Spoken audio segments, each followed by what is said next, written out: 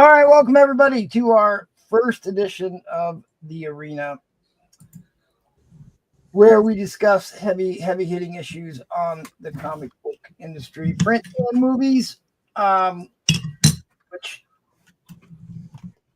which I think is an extremely high form of art, as I like to say. It's basically a reflection of the rise and fall of civilization. So we'll be discussing some heavy topics tonight surrounding one of the greatest comic book storylines of my lifetime, for sure. So at any rate,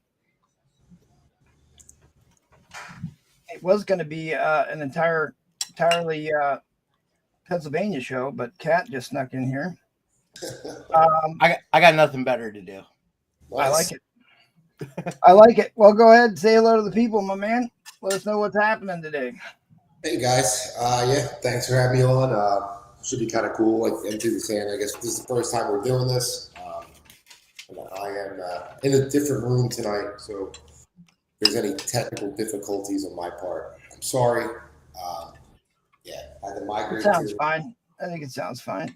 Sounds fine. But yeah, so we're just, I'm not sure, I didn't even get the agenda other than I know we're going to talk about the Daredevil show, and then we're going to talk about Born Again, the actual Frank Miller one. So yeah. Right. And like I said, I'd like to bring in people from the audience that are watching the show or Patreon members or whatever. If you want to participate in this thing, I'd love to have you on. Trollfire was supposed to be on tonight, but he is in the middle of a tornado. So maybe we'll get him back next week. ATM. Right. Flying monkeys. And Roman Curtis is supposed to be here, so I don't know. He might be in the middle of a PlayStation game, but we'll see him soon. What's good, Kat? I'm eating birthday cake. Happy birthday! Is it very merry on birthday, or is it actually your birthday? It's actually my birthday. I'm 60 years old. Nice. Forever 21. I'm trying to catch up with Mr. Price, but every year he keeps pulling away. Yeah, he's going to be a hard one to catch. Yeah, I created was trying to work on creating a new thanks, James. Overlay for this show, but I lose all my cutaway videos and stuff. So at any rate, hopefully we'll get a couple more people to jump on here real soon. But I named this The Arena because it was an easy name to say and remember. And it's the arena of ideas, but also I want to have an ongoing challenge here.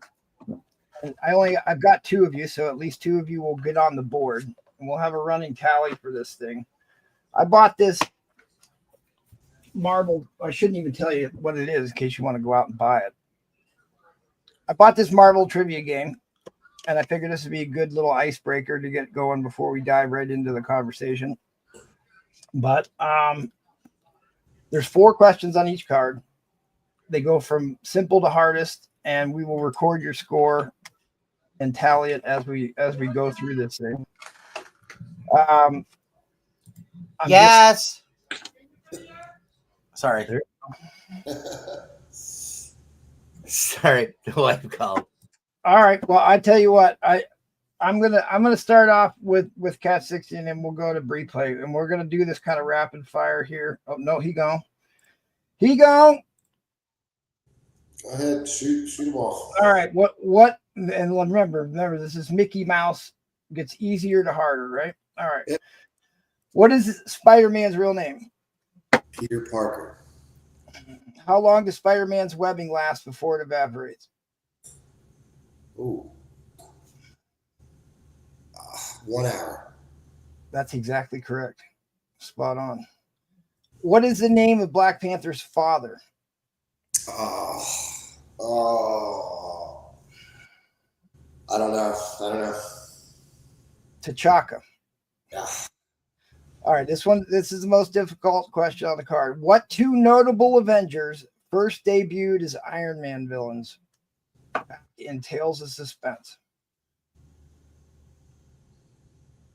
Wait. No, it can't be Black. No. Why do I want to say Black Widow? I'm going to say Black Widow. Yep. Black Widow, and You got 3 seconds. it's another woman too. I'm gonna say. I don't know. Judge no Black Widow. I may have to give you half a point for that. Hawkeye and Black Widow. Hawkeye and Black Widow. Hawkeye and Black Widow. Yep, they're right. All right, so you got 2.5 out of that.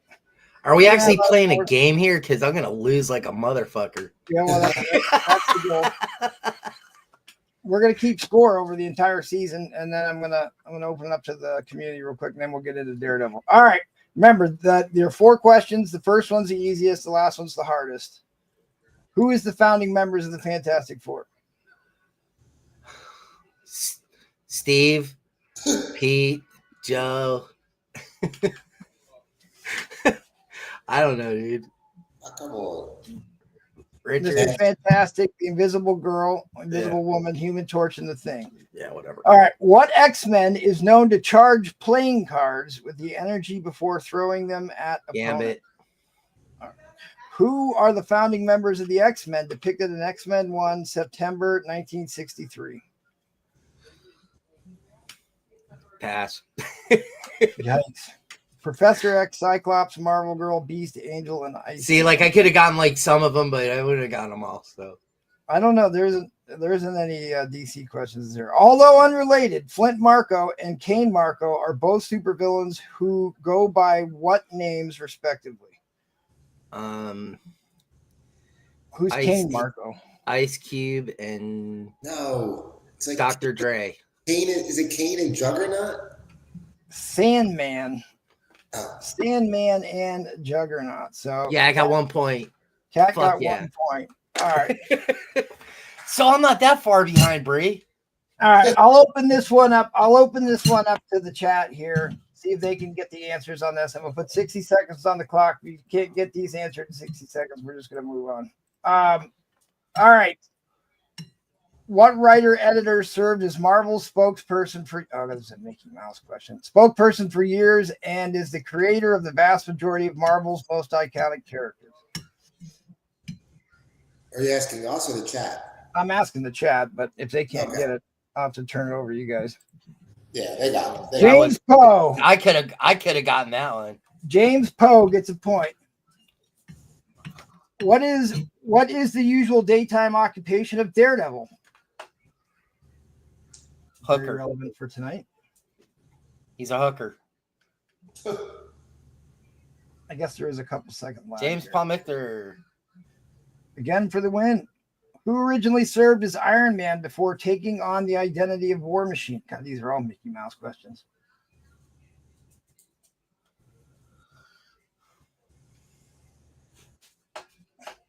All right, we're almost out of time, so I'm going to ask the last one too. What notorious villain preys on Spider? Ryan McDonald got it.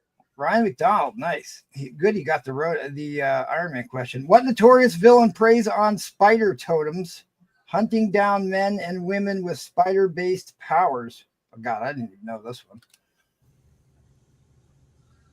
What notorious villain preys on spider totems? What the hell is a spider totem? Got me. I don't know. Hunting down men and women with spider-based powers. Is he? Somebody will have to. Yeah, I don't. Yeah, it was like that was in like the early, like 2010-ish run, I think. Morlium. Get out of here. Get out of here. Go on. I don't know what that is. Make believe. All right. Well, James Palmictor, you got 2 points. Ryan McDonald got 2. So we will move things along. All right. So what we're going to discuss here tonight is considered to be one of certainly the greatest storyline, I think, that came out of the 1980s, but one of the greatest storylines in Marvel Comics of all time. The Born Again series ran from issues 227 through 233, 1986, written by Frank Miller, cover art by David Mazzucchelli. I'm sure I butchered that. I knew. I think this is right. I knew I was going to butcher that. One of the more interesting points I don't think everybody remembers or knows is that the 227, the first issue of Born Again, got the Kirby Award for the single greatest issue of comics. which I didn't even know that until I did my research for the show today. Won the Kirby Award in 1986 for Best Single Issue. So, heavy compliments there, right? Yeah. So what was interesting about this storyline in particular, according to Frank Miller here, was it was much in the style of Watchmen, a more gritty representation of what was going on in America at the time. It was the post-Vietnam era where we had a lot of disillusionment, and then Carter signed this mental health act in 1980 that denied mental health to a lot of individuals. Most of them were Vietnam veterans that ended up on the streets and homeless. And at that same time, as a result of the connections in Vietnam, there was a lot of drugs that got dumped on the streets in the 80s, the crack and the heroin epidemics. So this was kind of a social commentary on that. And in the larger scale, it is, comics are one of the great mediums for a reflection on the rise and fall of civilizations, and was a great decline that we saw after in the post-World War II period. And I think this was a watershed moment in that. So at any rate, I'm going to go ahead and open it up to brief play here. Give me your initial reaction, your initial interpretation to Born Again. Did you read it when it came out? No, not when it came out. So I think it probably came out mid-80s. It was like you were 7 years old when it came out, so probably not. Yeah, I didn't even read Dark Knight Returns. I hadn't read Dark Knight Returns until I was probably like 9 years old. And that, once I read that, it was like kind of like off to the races for me with Frank Miller, because I was like, dude, this is something I've never read before. Then I would go to my LCS and just pull back issues. My LCS owner also loved Frank Miller, so he was just like, here, man, like, take these books. Like, sell them to me for like $1 at the time, So can I hit pause for just a second? I completely forgot to call out the chat. I'm neglected in that. GKT Comics first through the door. Appreciate that. Mr. Unknown's already thrown shade about the 2 channels. We're not bidding tonight, so it doesn't matter. 2 flowers. Oh, you've got a wrench. Oh, you must be a Teresa. You must be a Teresa gang member. I see. Roger W is in the house. What's up, Roger? We were just talking about you before the show. CGN is here. What's up, CGN? The chef is here. Good evening. Happy birthday, says James Filmmaker to Cat 60. Yes, indeed. Happy birthday. Happy birthday, Cat. T'Chaka, Black Widow. There's all the answers. Kenneth Bird is here. Appreciate you being here, my man. Ronald McDonald's in the house. Ryan McDonald. Oh, sorry. Hi to everybody. Kenneth Bird is here. Brian 12ish is in the house. Hallen is here. What's up, Hallen? But if you are a panelist, I dropped the link to this show in our group chat, so hop on and give your opinions here. All right, sorry. The floor is yours, sir. The floor is yours. Yeah, so so I would say sometime I was probably when I really, really, really got into Frank Miller's like early teens, I was probably like 12 right there. My early interpretations of it, of Born Again, I loved it. You were just saying how like times were different then in New York in the mid 80s. Times Square in the 80s is not what Times Square is today. It's more like it's like a Disney type version of Times Square. Right. Me being from Philadelphia, look, in the 80s, it wasn't very safe. It was more like crime ridden. So like he did portray New York like real gritty. He brings back Matt's girlfriend at the time. I think it was Karen Page. Yes. She comes back. She's hooked on heroin. She has a pimp. This was stuff that wasn't really being done in Marvel Comics. Yeah. That I'm aware of. Matt's a hero. He's completely broken down. He's completely unhinged. He's almost like a street person at the time, and he basically gets back into being the Daredevil again, if I remember right, because Yeah, I thought maybe we could even kind of take this step by step and provide commentary on the progression of the story. Okay. Well, I could be the guy asking questions because you guys are the guys with the answers. Anyways, what is your basic understanding or reaction? Well, to I the do Daredevil know story? it took place in New York, and yes, at the time, New York was a really fucked up place. It was the crime capital of the world. Tons of murders. It was bad. It's really bad in that time. But one thing I want to know, because I'm watching the series and I am up with the series. So, how does the series? If you guys are you guys watching it? Yeah, Yeah. we're watching the Okay. series. Do you think it follows the comic book story? Yes. Loose, very, very, very, very loosely. But you do get some of the same progression. So the reason why Daredevil stopped being Daredevil was because he almost killed Bullseye. No. See? Yeah. No. No. See, that's why No. I should ask questions, and you guys give answers, and maybe that'll help some people. But then again, these nerds in the chat are comic book people too. So Right, Yeah. right. So at any rate, here's the interesting part. So what, like Breplay already alluded to, which I thought was like this was definitely probably why it won the award, because out of the gate it was hot and heavy. So Karen Page, who is Matt Murdock's secretary, I think she's a paralegal on the online or the TV shows. But at any rate, she falls on hard straits, moves to Mexico to do adult films, gets hooked on smack, and basically sells jeez, out. it sounds like my life story. Right up. Sells out Daredevil. Let me switch over to the other one. I got to figure out how to make that transition better. At any rate, she sells out Daredevil. She does eventually come back. Oh, I didn't load that photo yet. I had one photo of Karen Page cracked out, which I thought would be funny, because like there's no way Disney's ever going to show that part of the story, right? No.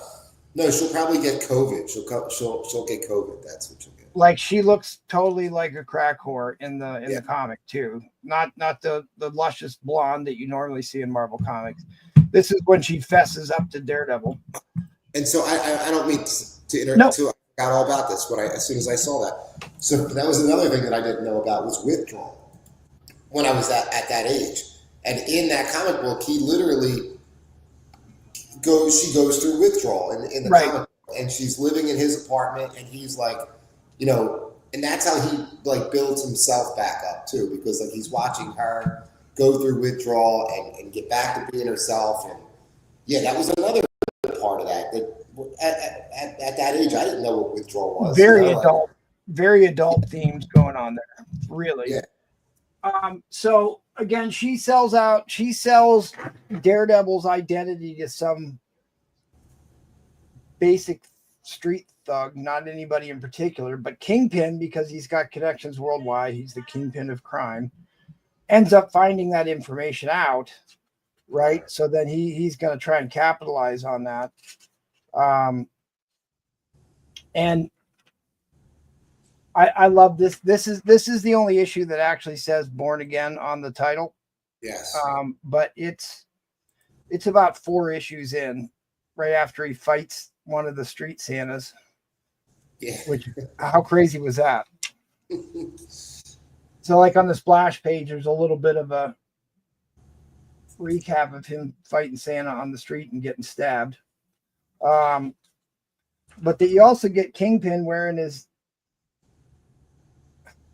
G-string, fighting off a band of karate guys, which I thought was hilarious. But a very gritty depiction. So maybe you can fill in, because this is the part of the story of it. There's another Karen. looking all cracked out Yeah, again. so that's her with. She's with her pimp right there, I believe. Yeah, you see her eyes are all blacked out. She's with her pimp. Yeah. Yeah, and then he's smacking her around, I think. But at any rate, what you're under. This is the part of the story I don't particularly remember, and especially how it relates to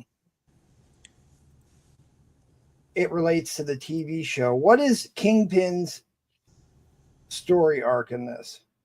Is he actually mayor? Yeah, in the comic,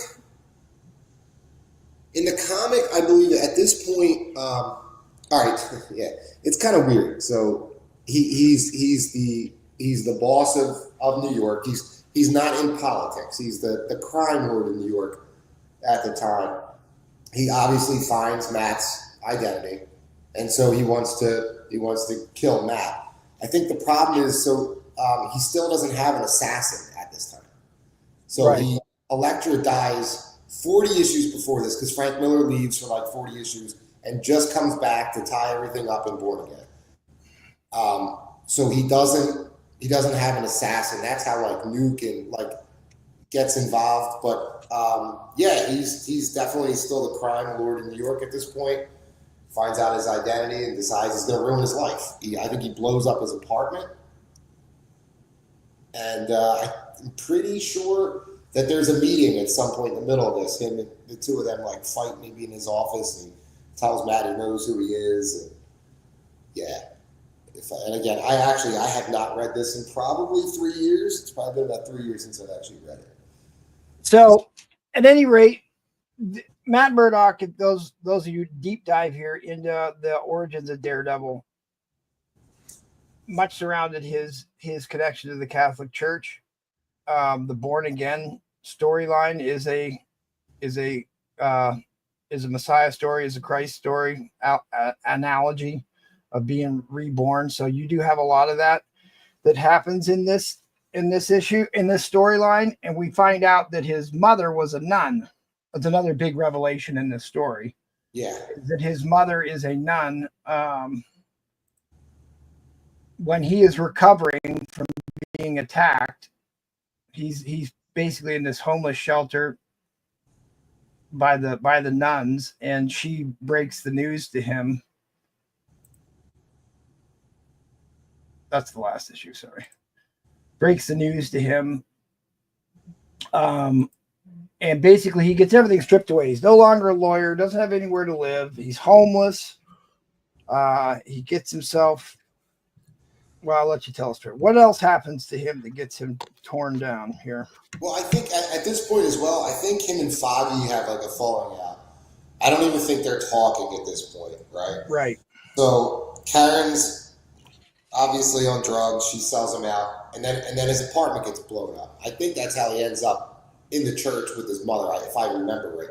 So now he's got nothing. He has no job. His girlfriend's strung out. His apartment's blown up, and his arch enemy now knows who he is, right? So like, right. So he is literally just completely broken down. And then from there, he just, like you were saying, it's like not a redemption, but like he just builds himself back up. And just decides to. So at any rate, Ben Urich, who is this reporter who I believe they've now introduced into the show as well, on the Disney Plus show, is kind of like he's like the big news guy for Marvel. They did these things called the Frontline comics during Hulk, World War Hulk, and they also did it for the Secret Invasion. It was called Frontline. Okay. And it was like this take on him reporting on these big superhuman events. So Ben Urich is actually a pretty big player in the Marvel universe as it relates to even modern comics. So he got his start into this. I couldn't really find too much more on his role in this other than he also discovers who Matt Murdock is. Daredevil. Okay. Yeah. So Ben Urich. He was killed in the first or second season of the television show. Kingpin kills him. Right. The Urich that we're seeing now is his granddaughter, which I don't think that's in comic books. I don't remember his granddaughter being in comics. Right. So Ben Urich, in the initial Frank Miller run, previous to this, he does discover Daredevil's identity. And he, again, Matt's in the hospital. I forget why. He obviously gets beat up in a fight, and he's on like life support. And Ben comes to him in the hospital and tells him, like, hey, man, I know who you are, and I'm going to tell everybody. He then decides not to. I forget why. And that was something that, again, Frank Miller, for whatever reason, loves to use TV people. He loves to use reporters in his stories. So he basically made Ben Urich like a major character in the initial Frank Miller run. He was a huge character in it. So yeah, Ben knows his identity. And if you read that initial run earlier, and it was well done too. It wasn't just like he figures it out by accident. It was like a subplot throughout the initial run and figuring out who Daredevil is. It was clever. It was well written for sure. So for those of you who showed up late, did get my initial assessment on Born Again here. Like I said, I think comic books is an extremely high form of art. You get the imagery and the storytelling together in a way that, like, it's too expensive to make movies. That's why you can't make faithful adaptations. And it's a real reflection on the society, the rise and fall of civilizations, right? So again, this storyline was a reflection of what was going on in the 80s, in the post-Vietnam era, where they cut mental health funding, so people didn't have access to mental health, and then the streets got all flooded with crack and heroin, and it was kind of like the same online with the way Watchmen was a dissection of what the Golden Age and Silver Age heroes became. In the 70s. You got anti-heroes. Punisher was an anti-hero. Wolverine's an anti-hero, right? So we got a lot of these stories that weren't just black and white, good and evil. There was a lot of gray areas in it. And this was certainly one of those. The other interesting thing about this is there was the Kevin Smith graphic novel that was the precursor to the other first Daredevil movie with Ben Affleck. Yeah.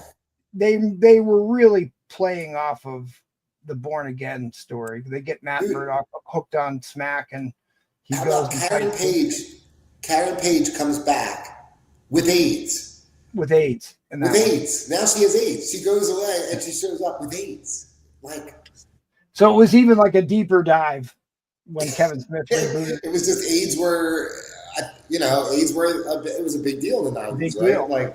So now she's off heroin, but somehow she got AIDS. So as a play on the drug epidemic, the disillusionment from the Vietnam era, he introduces this character, which I think is an excellent character, yes, in God and Country, issue 232, who is Duke. His name is Duke. Nuke. Actually, Nuke. Sorry, Nuke. I think his real name is actually Duke something. At any rate, he is this guy who's still in Saigon. You know, the old Creedence Clearwater song, "Still in Saigon." Like he can't. He's always like losing his mind and forgetting that he's no longer in Vietnam. They have to give him red pills, white pills, or blue pills, depending on what they want him to do. And like he's on an airplane and they're trying to calm him down. He's like, "Give me a blue." He's like, and then he gets all upset about them not, or having domestic beer instead of, I thought you'd like that replay. You speak to why you got upset about domestic brews or imports. It's from Milwaukee. Don't worry, boy. It's American. He's like, all right. So then he calms down because he thought they served him an imported beer on the plane. So they had to give him a downer. So, no, give me a red. Sorry, son. It's whites and blues from you from now on. So basically that's how he was part of the Weapon X program. He was Weapon 7. Actually, whatever the super soldier program that they created to help create another Captain America, which is how they got Wolverine. But he was Weapon 7. Wolverine's Weapon 10. That's why he's Weapon X. So at any rate, give me a red. Like the red is where he says, Nuke, what's wrong with you, boy? You've got it wrong. You're not in Vietnam anymore. He's like ready to open fire on civilians here in a helicopter with his big bad machine gun. Kind of like what happened in Watchmen with the Joker when he's taken down protesters. That was the beer one. And yeah, he just constantly losing his mind, unhinged, but it's a reflection upon how poorly we treated Vietnam veterans, and a lot of them had serious mental health problems, and we pulled the rug out from underneath them. The peanut farmer, Jimmy Carter, actually signed that bill into law, but it didn't work out too well for us. Not that you can blame him in particular, but at any rate, I thought this was a great crescendo to this story because it was a big influence. What happened in the Vietnam and what happened to people after they got back here not only influenced the drug trade into America, but also what was going on with the homeless people and the crime on the streets. So tell me what your thoughts are on Nuke. I think he's one of the most complex and by far one of the most underrated or not used enough characters in Marvel. He's a cool character, right? Like this guy's he's a beast.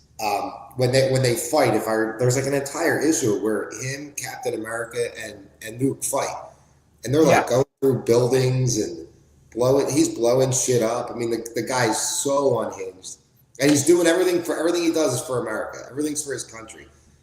He's I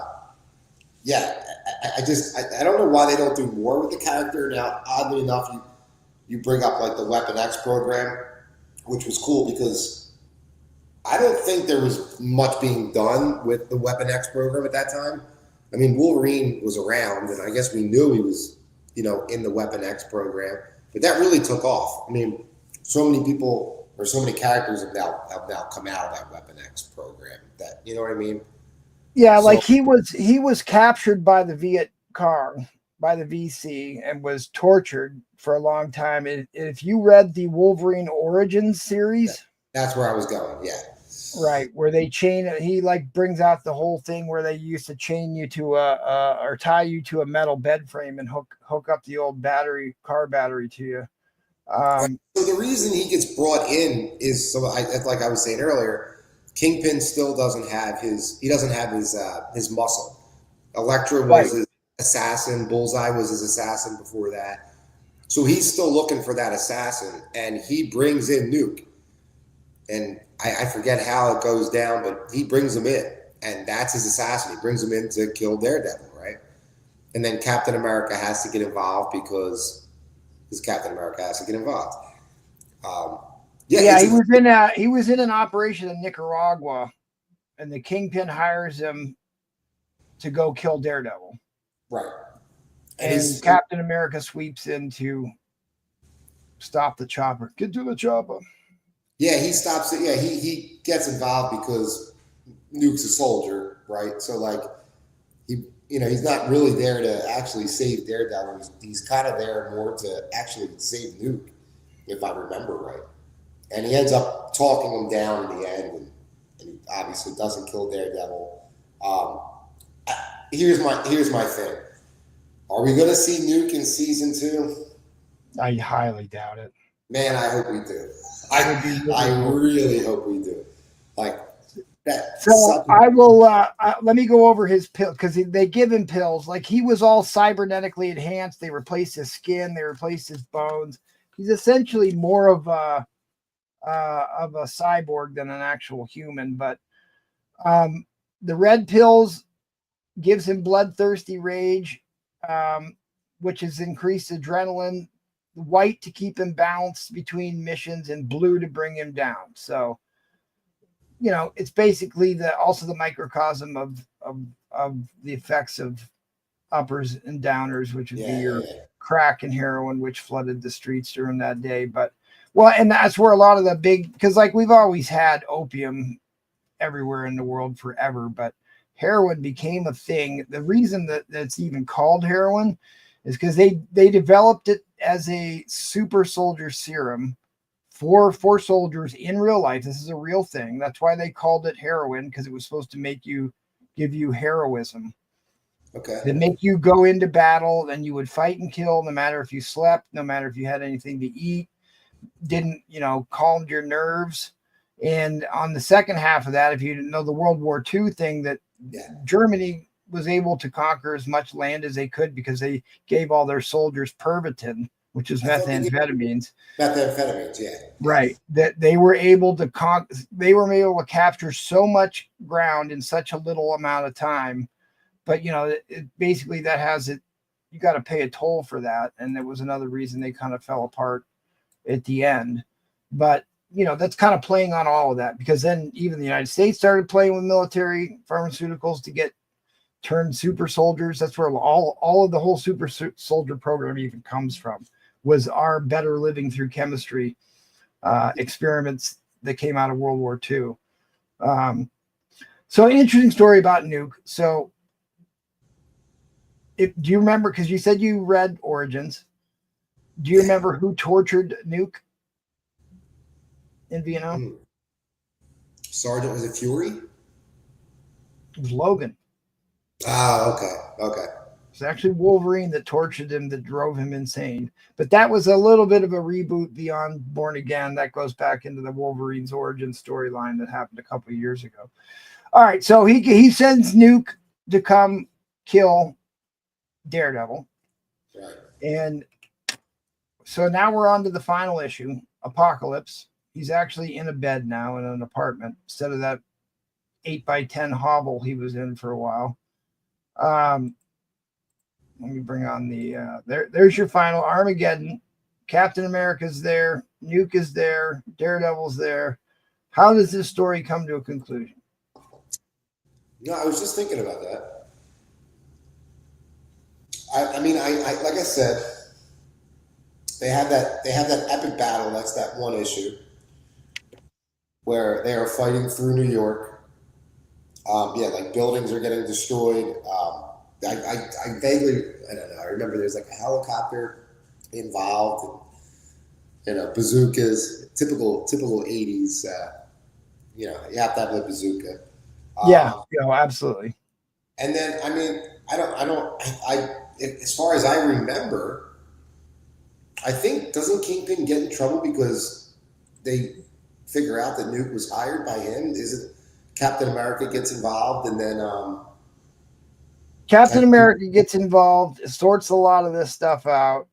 He reconciles with Karen Page, right? Basically becomes a lawyer again. It finds out his mother was a nun. So it's like he reaches his low part, and then he starts to build himself up again. And the real hard-hitting question of this story is, what does it mean to be a man without fear? And the point that Frank Miller was trying to make with this is, a man without hope is a man without fear.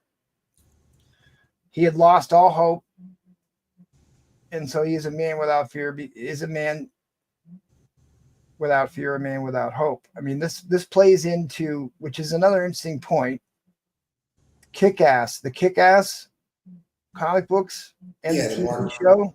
Mark Miller, was a deconstruction on the idea of about a man without fear. Why don't you see vigilantes on the street? Why don't we have real life superheroes running around today? It's because you got too much to lose. So, like, to be able to be a man with no fear means you got to be a man with nothing to lose, essentially. And that's what even the movies, even the Kick-Ass movies, he's like, well, I'm not going to do this anymore because I've got a girlfriend now and I've got stuff to live for. So I thought that was a very interesting take on the moniker of Daredevil, the man without fear, as it relates to the deconstruction era in the 80s. So, all right, we got about 13 minutes left of the show here. I want to hear from people in the crowd. and I want to get your take on the Netflix or not the Netflix show, the Disney Plus show that's happening right now. Okay. If you're in the audience watching, let me know what you like, what you don't like about the Disney Plus show. Did you read the comic book series? Is there stuff in there you wish they would do in the series? All right. Well, all right. You want me to go on the show? Yeah. Give me your hot take. All right. Look. All right. I don't have any notes. I didn't make any notes about this. Here's what I'm going to say. Give me 1 minute.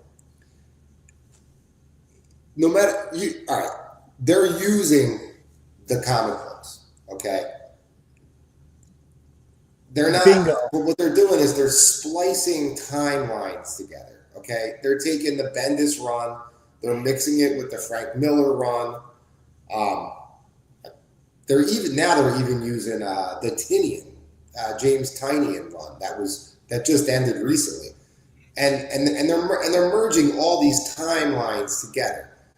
So you can't say that they're not using the source material because they are. They're just taking things out of time. So I'm fine with that because at least we're getting back to source material. Now, spoiler alert, the first 10 minutes of that first episode was possibly the best Marvel content I've ever seen. Those first 10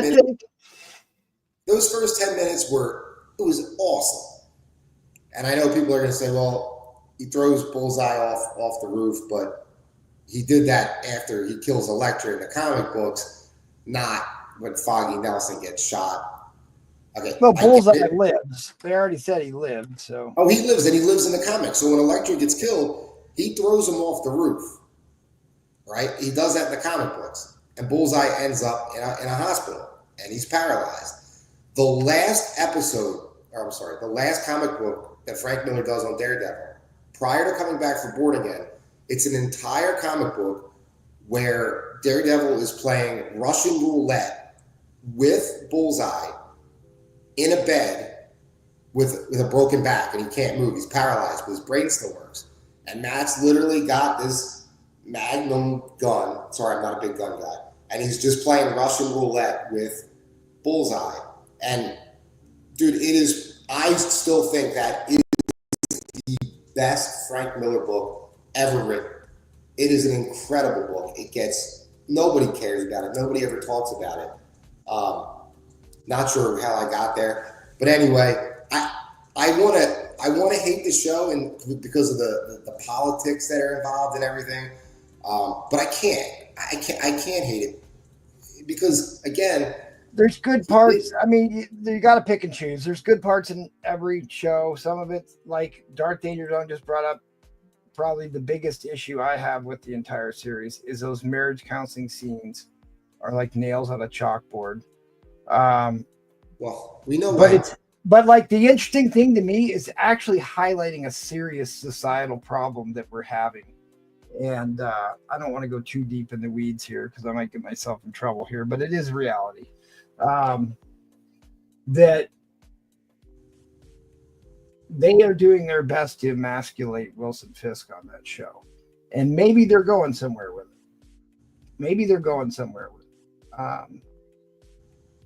Hard to say. It's like, we'll see if this stuff pays off or not. But I'll just give my quick hot takes here because we're running light on time here. But if anybody else wants to, Broodfront, why don't you come on and tell us in person? I'm not reading your comments. Come on here and tell the people yourself. Obviously, I was very concerned when we got that opening scene that this was going to be a bait and switch show like Moon Knight was. Where you got the big, awesome payoff that everybody wanted to see right up front in the beginning, and then nothing for the rest of the season. And to some degree, there was a little bit of those weird filler issues or episodes in this run.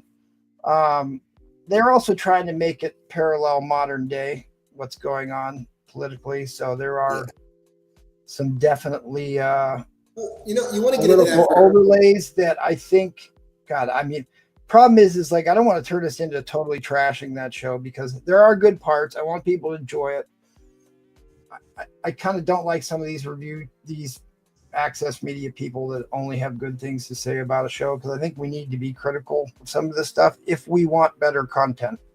But let me ask you this: how do you think about, because obviously Netflix did most of the casting for this show, Yeah. and they just got rolled over into this. But as far as the new casting, is there any of the new cast that sticks out in your mind that was a good hire? Okay, well, yeah, I actually, so getting back to it, so there's the Zdarsky run, right?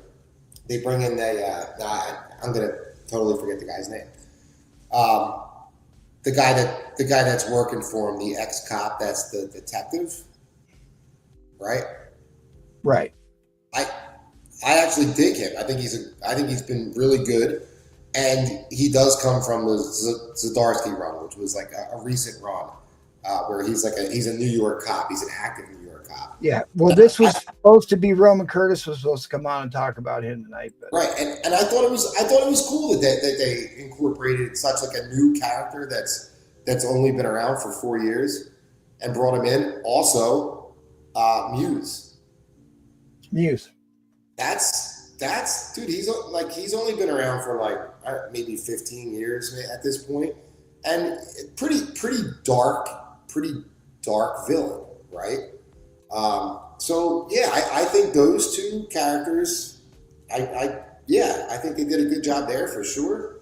And bringing back all the old cast, I think was the best thing they did. Yes, yeah, I agree. And like, rarely am I impressed by a character in a Marvel TV show or movie. And Muse, which I have not read, so part of my problem is like, I've read the great comic book stories, so my expectations for a lot of these things are probably a little too high. But Muse, I had never read, never knew anything about him, but like, he was impressive in the show. In fact, that was probably the best part of the whole series so far, in my opinion, was Muse. Okay. Because he's actually relevant. Obviously, we're trying to pluck stuff out of the 80s, put it into 2024, make it relevant, right? But Muse was much kind of crossed that over a little bit better, because he was doing some of the street graffiti thing that was big in the 80s. Street graffiti exploded in the 80s, still relevant today. So they kind of blew up on that. I will say, the number one thing I absolutely detest, I'm sorry, this bothers me to no end. There's a lot of the weird political overlays. I can live with that. Even some of, I don't know. Okay, maybe I can't handle those marriage counselor scenes, because those were pretty bad. But even then, I'm trying to find where they're going with this marriage counseling thing. I'm trying to figure that out. I'm trying to give them the benefit of the doubt.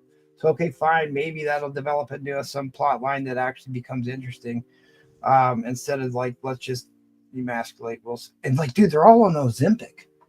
Yeah. All these dudes are like, soon as I saw White Tiger for the first time, I was like, dude, the guy is on death's doorstep.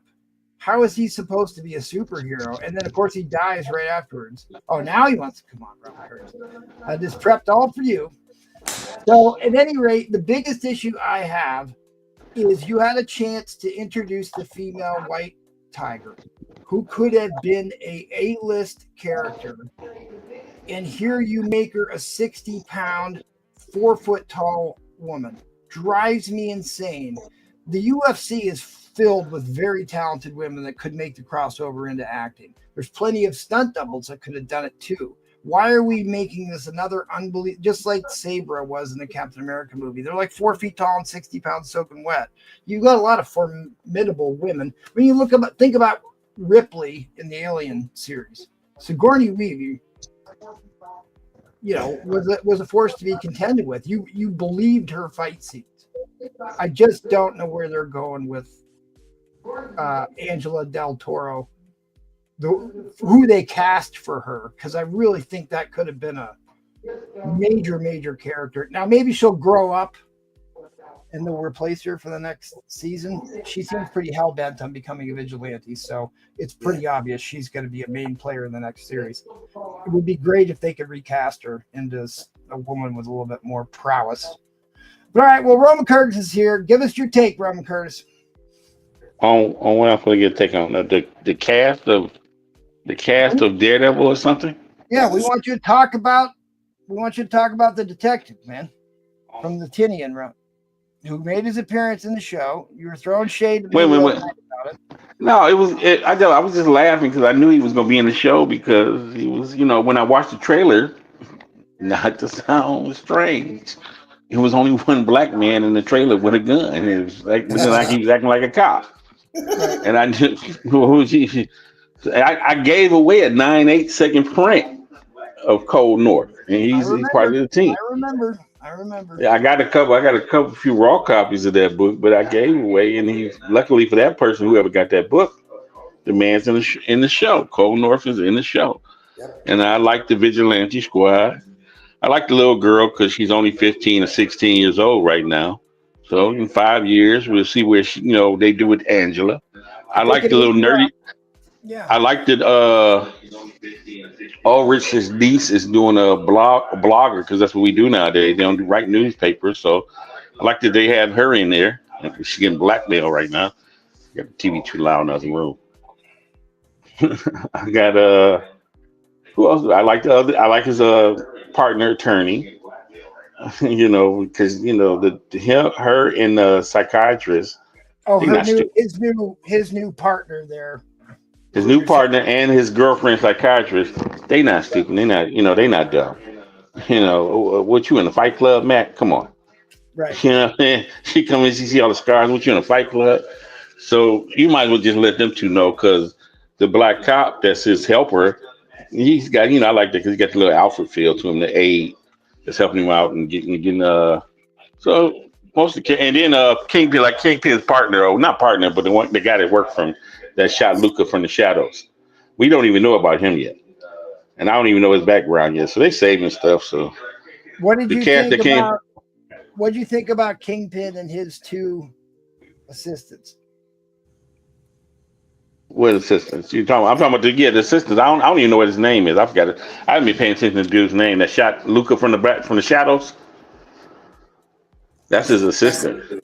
He's not in comic books. That's like a new character. Oh, you're talking about the comic book and not the show. I'm talking about the show. Yeah, the guy that shot in the last episode last night. The guy that Luca's who got killed. Who's coming?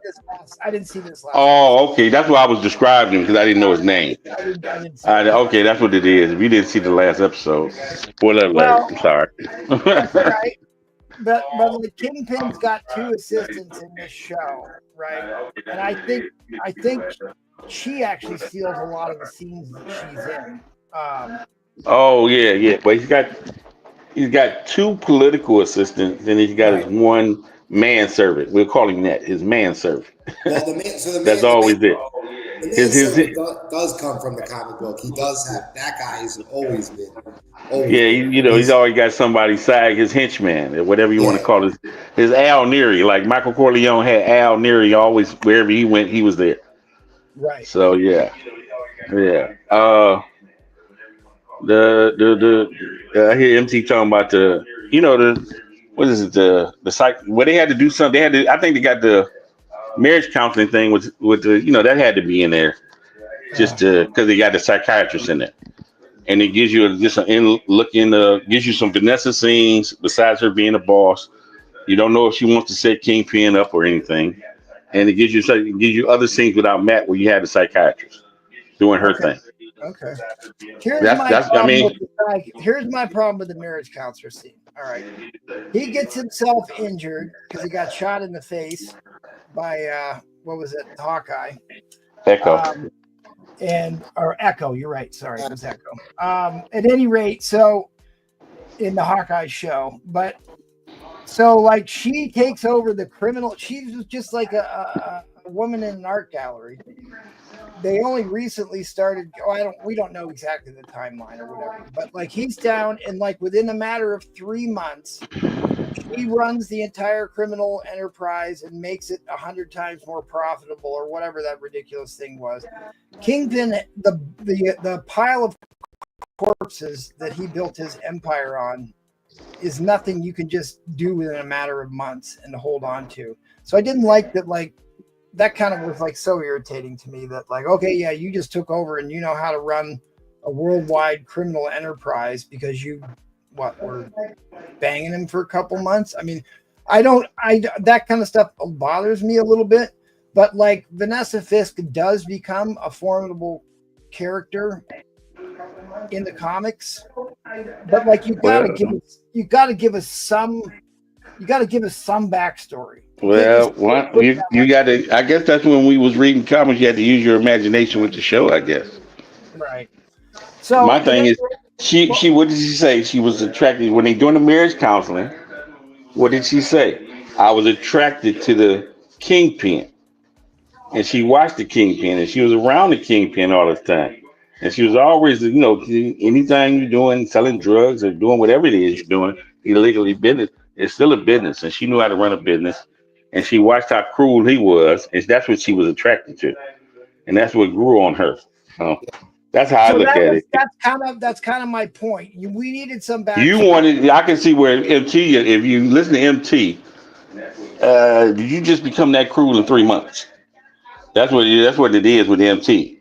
Okay. And they had to, Well, the other thing is that when she could have, that should have been over a 2 or instead of 3 months, maybe 3 years. She becomes that where she could be the boss. But because this is TV and the movies, we got to understand they got to, Well, here's how they could have handled this. If they would have had some scene showing her flipping the switch from being somebody who sells art in a gallery to somebody who's willing to have someone killed. Then I think we taking her job light too. She could have been a bitch as an art dealer. We don't know how she was as an art dealer. She could have been a horrible person as an art dealer. It could have been hard nosed between being a bitch art dealer and being willing to kill people on mass.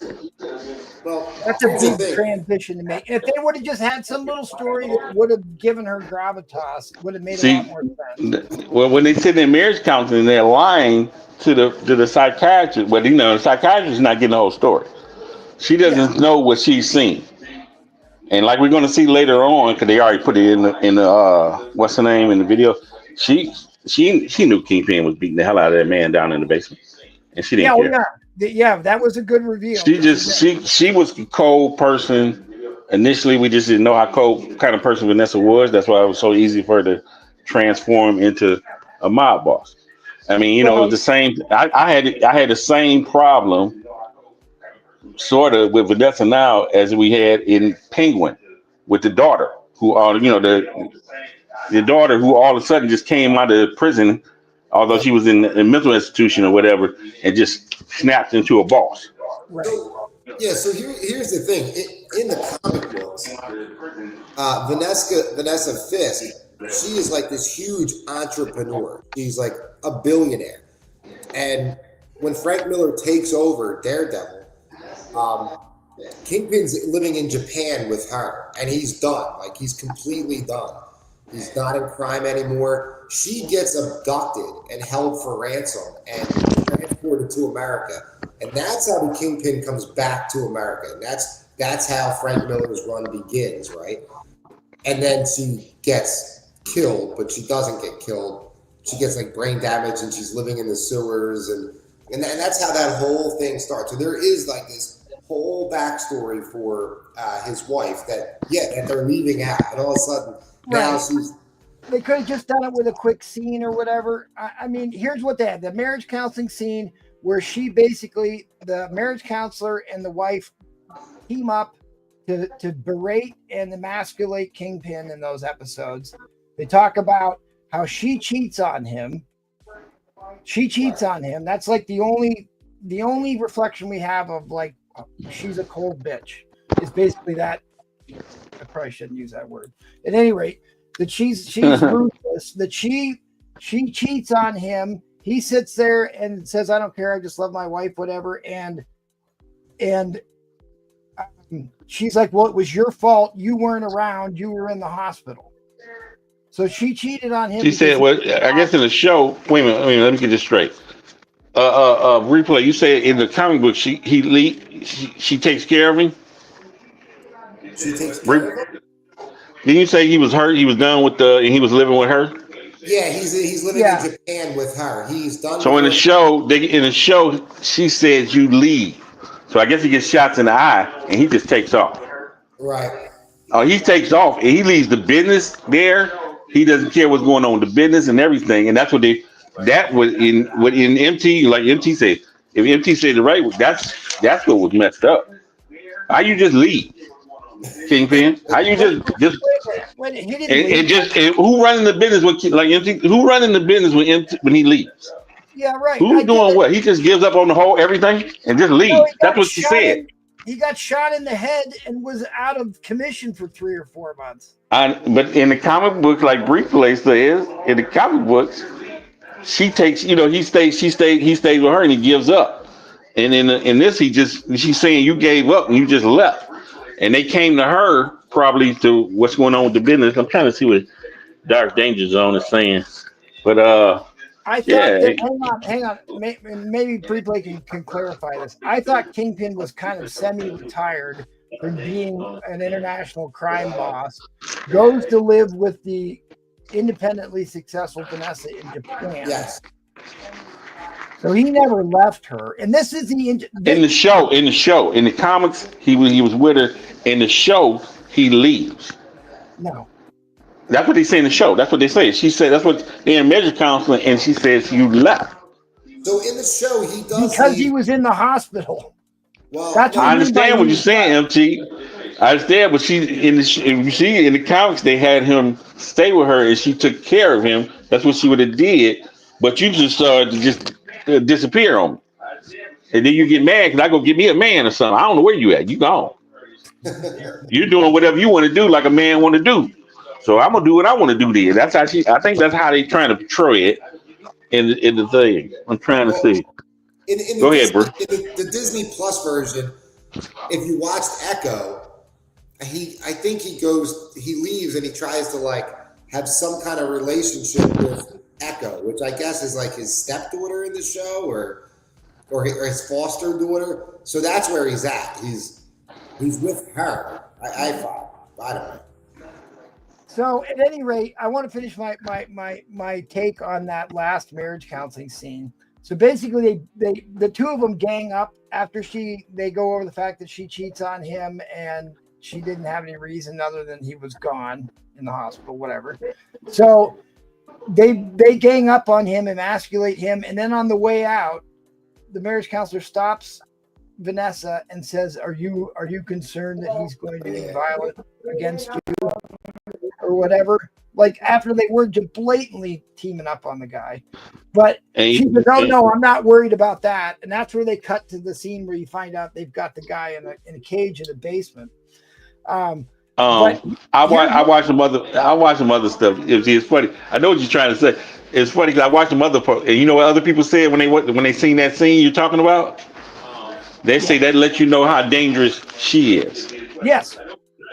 Right. That let you. She's not worried about this guy. That let you know how dangerous she's probably more dangerous right now than the Kingpin is because he's trying to be legal. He's trying to go legit, and she right. And like Darth was just saying, maybe they will give her a little bit more back development, back point development. They they're not gonna do it. They do need like what you want, and what they should do is have a flashback to what she had to go through when he was in the show. Right. Gone. There's some little scene where she clicks the switch and now she's willing to kill people. Something on that line would have been good. Like I said, I think she was a twisted individual already. You never know how twisted she was, and they don't do that. And in the comic books we find out, but she seemed like she said in the show, I was attracted to what you were doing. So she knew he's a bad person, and it was easy. She could sit there and watch him beat the hell out of somebody, and it wouldn't even bother. So it was easy for her to cut it on too. Right. So. She loves the Beauty and the Beast thing, right? The Beauty and the Beast thing. So then they demasculated him, and she knew what she was doing, and she's really just playing into the like they said, the psychiatrist didn't know. That one, she might figure out who Maddie is, but she won't figure out who Vanessa is till it's too late. She might, what I'm saying? Vanessa is ruthless. She is ruthless now. Well, I mean, Especially you have after this seen it, last episode, you really see her. You know, it's there. It's a quiet ruthless. but like my here's where I have a little bit of issue with this modern take on it is like she obviously wanted to get in on that lifestyle. She was attracted by the guy, and after she found out he was a crime boss, she was good with it. But like, and maybe this is why she cheated on him essentially, is like, but she had an ultimate respect for him. My most memorable comic book I ever read about the relationship between Kingpin and Vanessa was in, I think it was Marvel Zombies 4. The entire planet had turned into zombies, and Kingpin was running the New York circuit where they were rounding up the last of the humans to eat them. And they have this scene where they're all around a dinner table with all his superpowered goons that are snatching up the rest of the humans. And they're all sitting there devouring them. And Vanessa's sitting at the head of the table.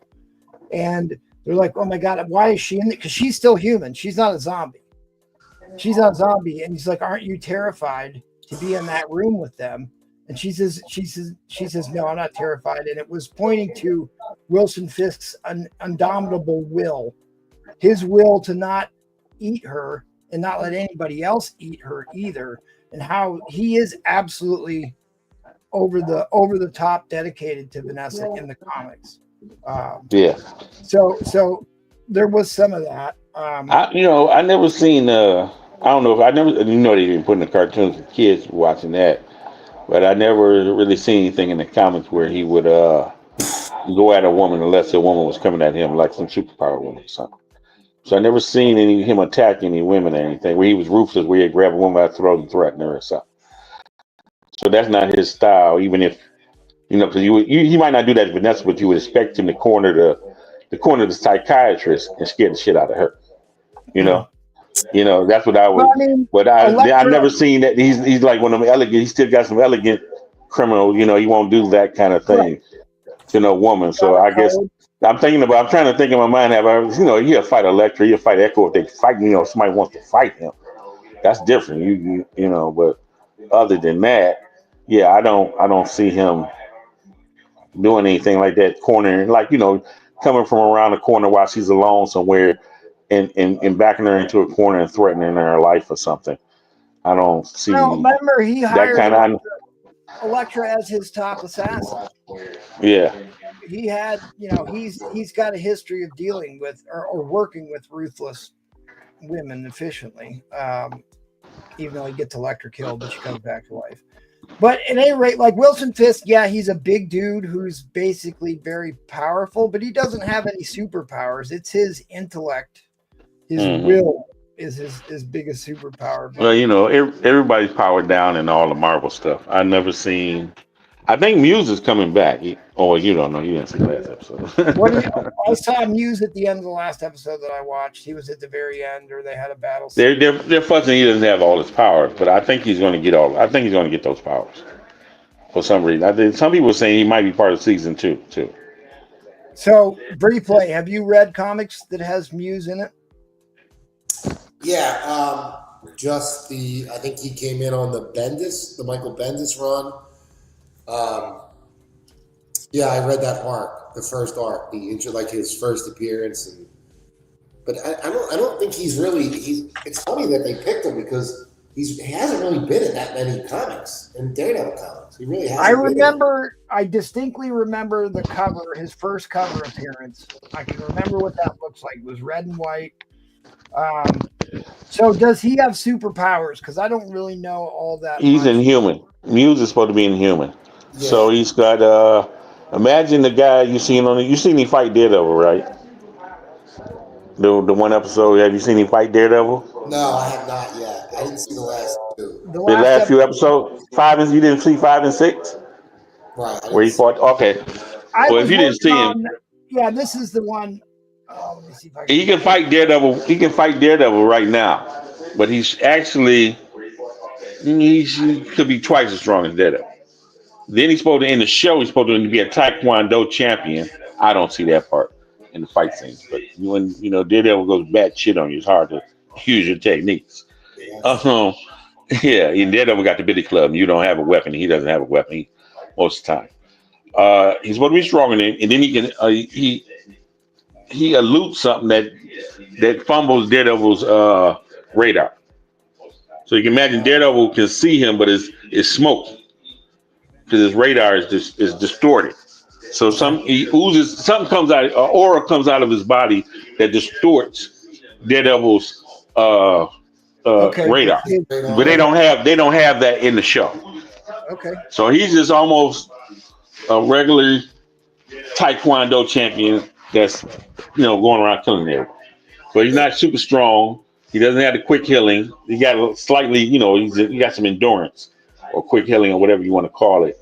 And his body can endure some, and which his body seems to be able to do in the show because he's taking a lot of blows. But and he has that thing where he messes up. It's hard for Daredevil to fight him because his radar is distorted. Right. He can still fight him. He can still outfight him, but his radar is distorted because that's his inhuman power. Increased super strength, increased endurance, and some kind of aura he exudes that disturb his radar. Yeah, he says he's an inhuman, acts like a vortex which can absorb any kind of sensory information that surrounds him, make him incredibly hard to track, even with Daredevil struggling to target him. Very agile. Oh, he fights Spider-Man. Muse is agile and may potentially be able to climb walls akin to Spider-Man. Yeah, he can sneak up on Spider-Man. The spider sense doesn't work. Oh, okay. So he can sneak up on Spider-Man. So nobody can sneak up on Spider-Man.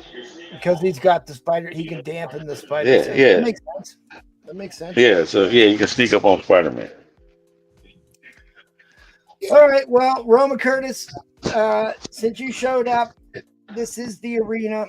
So we need to get your score here. So I got to ask you 4 questions. See how you do here. Let's see how you do here. And I didn't cherry pick these cards. I'm just going in order here. So the first question is easy, and it goes from easy to hard. Easy to hard.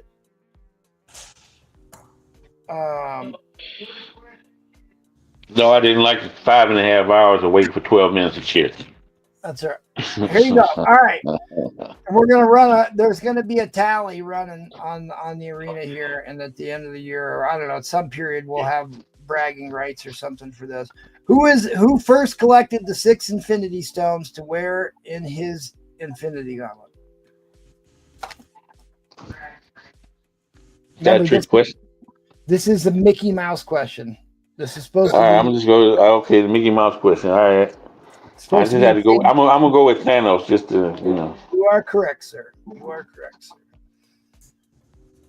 All right. Which ancient beings are the genetic rivals, the Deviants?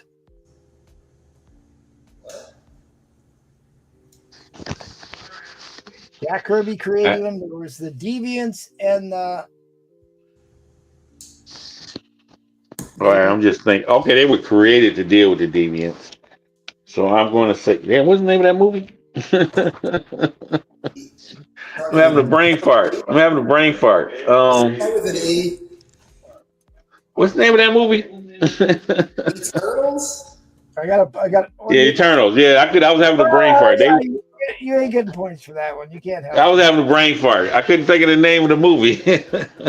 All right, so Broncos got 1 point. All right, so you got 2 more questions here. And this one, I hope to God you get this one right because you better. Name the 2 most. Oh, come on.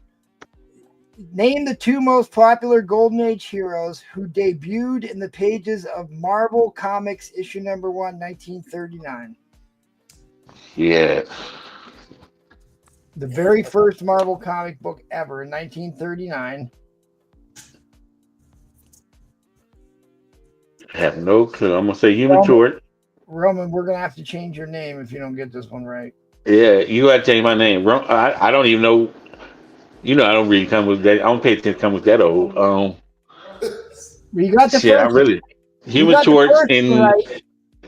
See, you're saying they debuted. Yeah, their first debut appearance happened in Marvel Mystery Comic or Marvel Comics issue number 1. And you got Human Torch and Torch. Oh, you're killing me.